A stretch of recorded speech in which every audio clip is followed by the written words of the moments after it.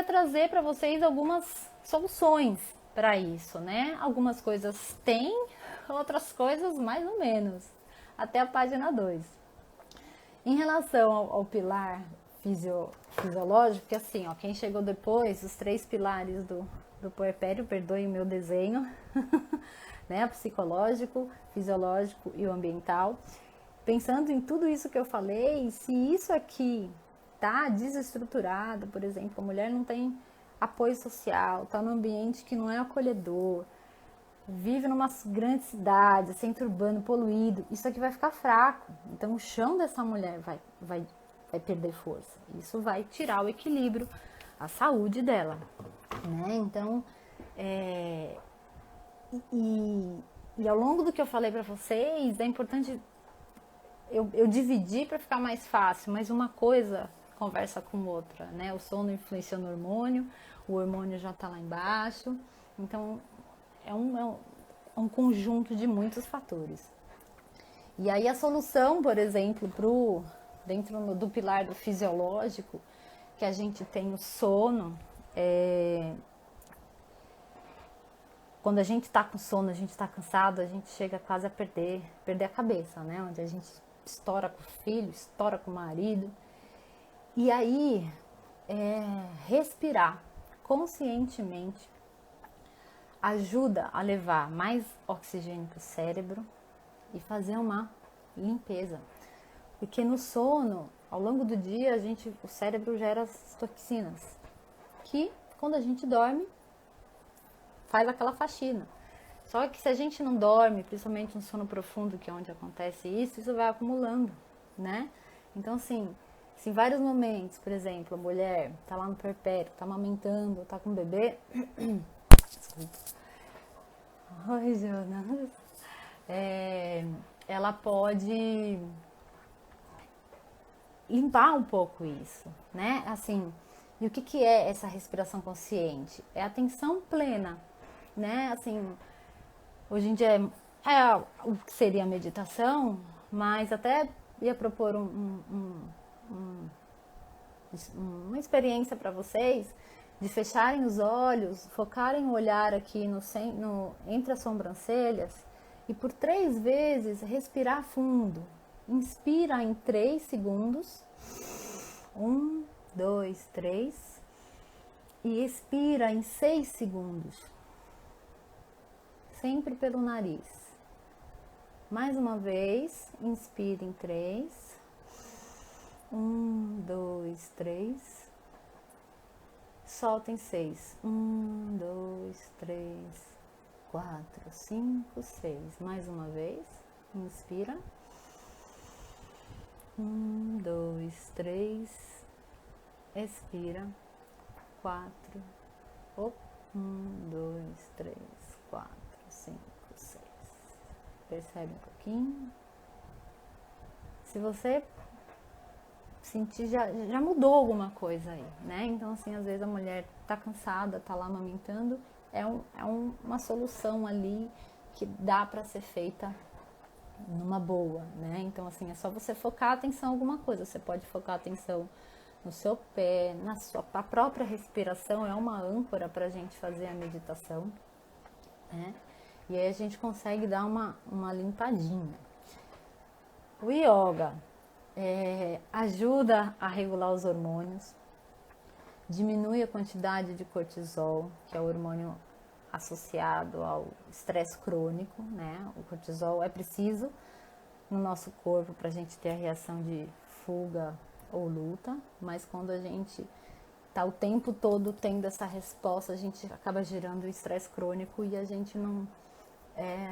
o corpo meio que não consegue mais lidar com isso, né? E aí gera ansiedade, burnout. Então, a yoga, porque além do movimento, ela tem o trabalho de meditação também, ela entra nesse papel da atenção plena. Porque além dessa questão mental, que é forte no yoga, os asanas, as posturas, eles acabam massageando todo o corpo, as glândulas, e ajudam também a fazer o equilíbrio hormonal. Então, para a mulher que está nessa avalanche, quanto mais a gente deixar um ambiente acolhedor, mais mais leve seria essa passagem dela por isso, né? E então a prática de yoga antes, né, do puerpério, na gestação é muito bom. Além de acalmar, tem trabalho de respiração que vai ajudar no parto, que vai ajudar o próprio parto, né? No pós-parto a gente tem um período ali dos 40 dias que é importante ficar quietinha. A gente tem a yoga restaurativa, que são posturas que a gente pode fazer deitada no Shavasana, que a gente vai fazer esse trabalho de restauração muito profundo, é uma meditação profunda que a mulher que está no puerpério pode fazer e restaura bastante, é bem legal. E a nutrição, que eu acho que é onde a gente mais pode intervir também, né? Assim, não requer muitos recursos. Então, assim, eu postei no meu puerpério, a minha doula, a Thaís Barral, me indicou uma sopa, que é da cultura milenar chinesa. E eu fiz essa sopa e me tirava da terra. A sopa é para você tomar entre as refeições. Mas como eu não tinha ajuda, né? Meu marido na época estava viajando muito. Minha mãe ficou um mês comigo, mas no segundo mês, né, não tinha ninguém, eu ia dar conta de tudo, até arrumar alguém para me ajudar. Às vezes não tinha que almoçar e almoçava isso me tirava da terra, né? Então, assim, é muito legal essa questão da nutrição. Essa sopa, eu fiz o feed no Instagram, se você dá uma pesquisada lá, tem toda a receitinha, bem legal, bem simples de fazer, né? E aí você pode, para quem tá gestante, acho que ninguém aqui é gestante, né? Já toma um pouquinho no final da gestação. E, voltando para o livro do Oscar Serralache, ele recomenda que, caso a mulher esteja na exaustão pós-natal, que a dieta dela seria aquela mais de 50% a 60% de gordura, 20 a 25% de proteína, 20 a 25% e 20 a 30% de carboidrato, porque a mulher ela precisa, a gordura, 1 grama de gordura dá a energia equivalente a 3 gramas de carboidrato, e a quebra da gordura é um pouco mais lenta, então não daria aqueles picos de energia, daria uma liberação mais lenta de energia, que seria melhor para ter mais gás, né? Pensando no pilar psicológico, bom, terapia, né?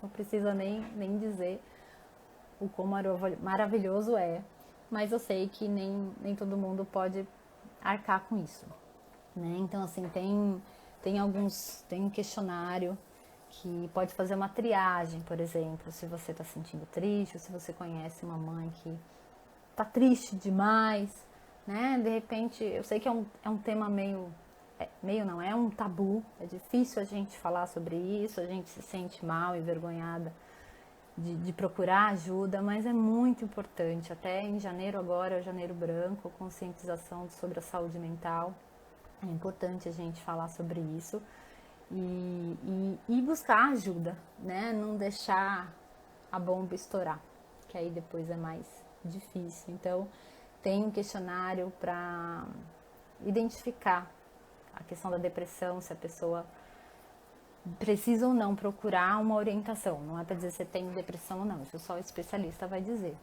mas para fazer uma triagem, né? E o conhecimento, né? Pensando naquele item da razão. Quando a gente tem um conhecimento de que algumas coisas vão acontecer e que são esperadas, muito importante, né, Clau? Com certeza. Só ajuda, não atrapalha. A mulher, por exemplo, se ela sabe que aquilo vai acontecer, se ela espera de alguma forma, não espera não, mas sabe que aquilo está acontecendo com várias outras pessoas, ela tem a sensação de pertencimento, e isso alivia um pouco a angústia e a dificuldade de lidar com aquilo naquela hora, aquela ansiedade, né? Tem grupos de mães, é uma coisa que vocês podem fazer, Caso vocês queiram indicar, eu tô para fazer um grupo de mães para ajudar, porque às vezes é mais fácil a gente falar com uma mãe que está passando por aquilo na mesma hora, a gente se sente mais confortável. Eu tenho amigas, eu fiz amigas no grupo de mãe até hoje, né? E aí, um item que eu acho que nem deixei um item à parte, assim, a massagem, que tem uma amiga que fazia massagem toda semana no puerpério dela e eu falei assim, nossa, como eu não tinha pensado nisso, né? Fazer uma massagem. E aí, assim, eu pensei em dar uma sugestão para vocês de fazer uma poupança da massagem. A gente tem 9 meses de gestação. Vou contar 8, porque o primeiro a gente ainda não descobriu. E guardar uma quantia, sei lá, 50, 20, o que você puder. E ao final da gestação, você usar essa poupança exclusiva para você fazer massagem, para você ter esse cuidado, né? A gente precisa, no puerpério, ser cuidada. O bebê nasce, mas a mamãe também precisa ser cuidada, né? Não só o bebê. E antes no pilar do suporte social, né, da rede social, o que eu indico? Antes do bebê nascer, conversar com o marido, dividir as tarefas da casa. Sim, é ele que vai fazer nesse primeiro, pelo menos os 3 primeiros meses, a mulher deveria ser poupada, não só, né, mas caso não tenha mais ninguém para ajudar, deveria ser poupada, porque ela está fusionada com o bebê, ela está envolvida, ela está tudo que eu falei aqui hoje, hormônio, toxina, corpo, sono, tá tudo bagunçado. Tem a questão do psiquismo que ela ainda não sabe direito o que está acontecendo. Então, assim, definir isso antes, né? Não deixar nas costas da mulher tudo, né? A casa, o bebê, a vacina, a consulta, é muita coisa. Então, o papel do homem no puerpério é dar esse suporte, né? É pensar em tudo que não seja relacionado com o bebê ali naqueles primeiros meses. Depois as coisas vão se organizando, né? E uma coisa que eu pensei muito legal de sugerir é fazer uma escala de amigas. Sei lá, cada 15 dias uma amiga vem. Vou fazer uma escala mesmo, assim, ó. Você vai vir aqui dar um oi pra mim, porque às vezes a gente só quer uma companhia para conversar, né? Acaba sendo muito solitário, às vezes, e a gente fica lá enclausurada, que agora em tempos de pandemia mudou um pouco isso, tá todo mundo enclausurado. De certa forma a gente aprendeu um pouco mais a lidar com isso, mas também é muito cruel, né? Mais cruel ainda com a mulher, porque a hora que ela pode sair, ela não pode sair. Então, pensar nessa rede de apoio. A rede de apoio faz muita diferença, não só no puerpério, para a vida inteira, né? Pensar nisso antes, porque depois que teve, é difícil, quebrar acordos, é muito mais delicado cada coisa, né? E eu diria que, assim, se rodear de pessoas que façam você bem, né? Principalmente no puerpério, não só no puerpério. Né? Então, assim,